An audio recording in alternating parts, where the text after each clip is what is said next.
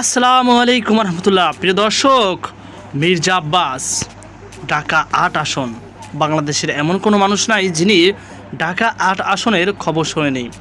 প্রিয় দর্শক, অত্যন্ত দুঃখের সাথে জানাচ্ছি যে মির্জা আব্বাস হাসপাতালে ভর্তি। যুগান্তরের এমন একটি প্রতিবেদন দেখতে পেয়েছি 12ই মার্চে। চলুন, কেন তিনি হাসপাতালে ভর্তি হয়েছেন, কী কারণে, সম্পূর্ণ জেনে নিই।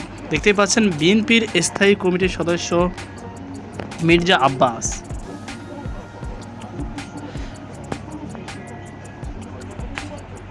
প্রিয় দর্শক, প্রধানমন্ত্রী তারেক রহমানের রাজনৈতিক উপদেষ্টা এবং বিএনপির স্থায়ী কমিটির সদস্য মির্জা আব্বাসকে রাজধানীর এভার কেয়ার হাসপাতালে ভর্তি করা হয়েছে। বুধবার 11ই মার্চ ইফতারের সময় পানি পান করার সময় হঠাৎ তিনি জ্ঞান হারান। অবস্থার উন্নতি না হয় গভীর রাতে তাকে দ্রুত হাসপাতালে নেওয়া হয়। বিষয়টি গণমাধ্যমকে নিশ্চিত করেছেন মির্জা আব্বাসের সহধর্মিণী এবং জাতীয়তাবাদী মহিলা দলের সভানেত্রী আফরোজা আব্বাস। তিনি দেশবাসীর কাছে স্বামীর দ্রুত সুস্থতার জন্য দোয়া কামনা করছেন। তো প্রিয় দর্শক, আপনারা বুঝতে পারছেন যে এভার কেয়ার হাসপাতালে